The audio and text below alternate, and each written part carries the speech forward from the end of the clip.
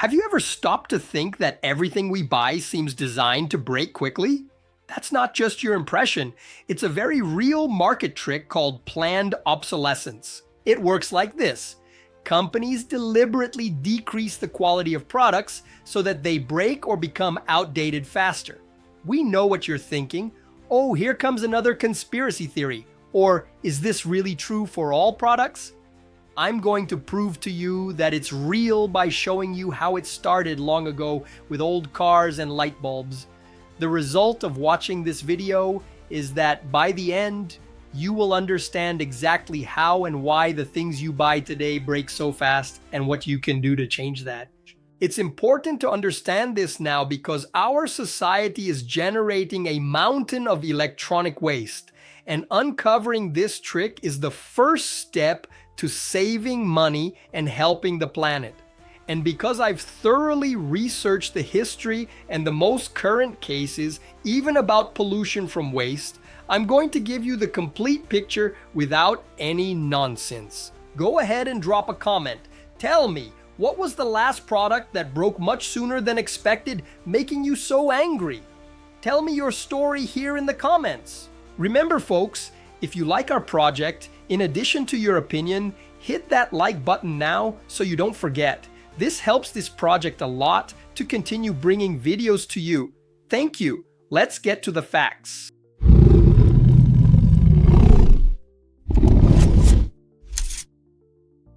And what if we told you that in some cases the product doesn't even need to break for you to feel that huge urge to buy the newer version?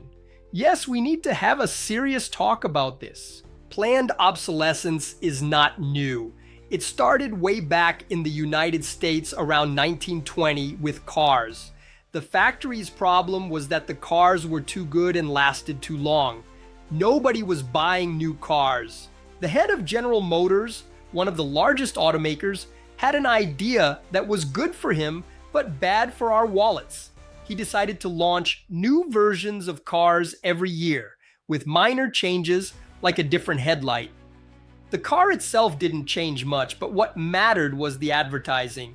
The company used publicity to make drivers feel outdated if they didn't switch models. This worked so well that the other factories had to do the same to stay in business. The idea was so powerful that they even considered making obsolescence a law, arguing that selling new products to the same population would help keep the economy from stopping. It was a way to ensure that factories kept producing and people had jobs and money to consume. If consumption stopped, everything stopped. There's a very famous case that clearly shows this malice. In Switzerland, some companies that made light bulbs got together and made a secret agreement, like a cartel. The light bulbs back then were very good and lasted about 2,500 hours of light. The problem? If the bulb lasted that long, the company wouldn't sell anymore. So they made a rule among themselves: all light bulbs should last at most 1,000 hours, less than half. And of course, everyone had to buy new bulbs much more frequently. You can see the history of this in a documentary called Buy, Throw Away, Buy. The same thing happened with radios after World War II. Many radios were made with parts that would burn out in about 3 years, forcing people to buy a new one. Although we might think that all products today are made to break on purpose, the truth is more complex. After these old cases, the idea of deliberately breaking the product decreased. The reason is simple. The world became more globalized and companies started selling in more places, so there were more new people to be customers. Furthermore, technology evolved very quickly. The new products were genuinely better, which made the old ones become obsolete naturally. This is called technological obsolescence. Therefore, what you feel is not entirely a conspiracy. Most products are not made to break at a scheduled time, but your feeling is correct. The durability of products is indeed falling. For example, a study in Germany showed that the cost of living increased just because things broke faster, forcing people to spend more. Source: study on cost of living in Germany between 2004 and 2012. Often the reason a product doesn't last long is a different business model. Think with me. What's better for a company? Selling a product once or having you rent or subscribe to a service forever? When you rent something like a computer program, you become stuck with that company. It's difficult to switch to the competition, and the company guarantees that it will receive money every month without worrying about whether the economy is doing well or poorly. Planned obsolescence then became a way to imitate renting without actually renting. If the product lasts little or goes out of fashion quickly, you are forced to buy a new one from the same brand, and the company keeps earning money in the future. For the company, it is more advantageous to make a modern cell phone that breaks soon than a brick phone that lasts 20 years. The focus shifts from durability to constant novelties. The clearest example of this is the cell phone battery. In the past, when the battery went bad, you just replaced it. Today, the batteries are enclosed inside the device. This makes repair more difficult and, in practice, shortens the lifespan of your device.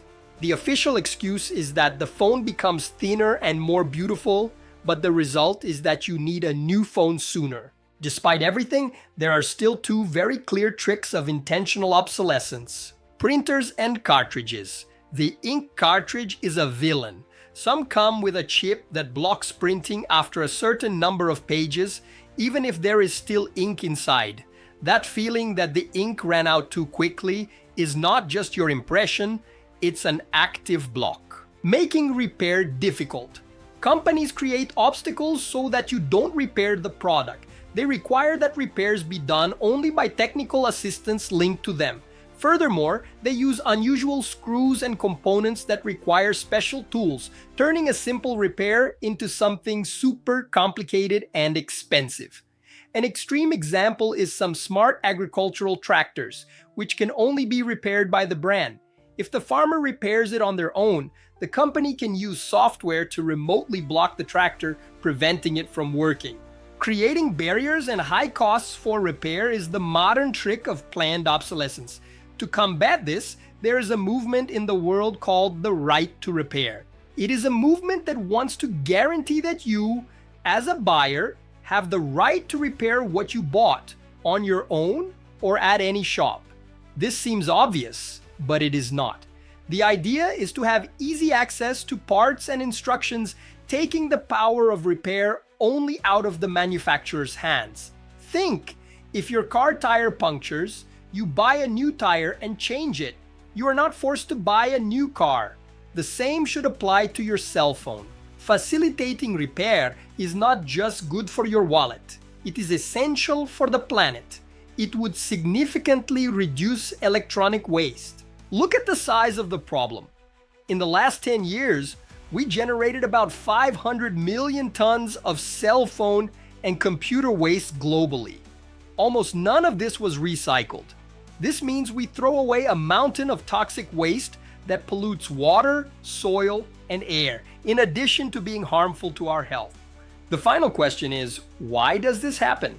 Why is generating waste something normal in our society? Planned obsolescence is not the main problem, but rather a symptom. It exists because our culture in general depends on waste. We learn to throw things away and accept trash as a normal part of life. Throwing away trash on the scale we do today is something very new in history. The idea began to gain strength when factories needed a way to sell more. Think about food. Before, it was sold by weight and without packaging. When production stopped growing, companies started packaging products with a brand so that you would choose their product instead of the competitors. The packaging, of course, went straight to the trash. Later, companies began to make entire products to be thrown away, such as King Gillette's disposable razor blade. Previously, a quality blade was extremely expensive. He made a super cheap blade designed to be used once or twice and discarded. Low-cost beat quality. The same thing happened with watches. Instead of buying an expensive watch that lasted a lifetime, you bought a $1 watch that broke in a short time. The logic was, it's cheap, if it breaks, I'll buy another one. This is the origin of our culture of disposal. Planned obsolescence is a result of real economic problems. The choices that today cause waste made sense for companies in the past, and that is why they became habits. The important thing is to understand, if we learn to throw things away, we can also unlearn this habit. Folks, don't forget the question from the beginning of the video. What was the last product that broke much sooner than expected, making you so angry? Tell me your story here in the comments. This video doesn't end now. It continues with us talking in the comments. If you find this video interesting, I invite you to become a channel member and like this video. Up here on the top right, I'll leave a video suggestion for you to continue with me.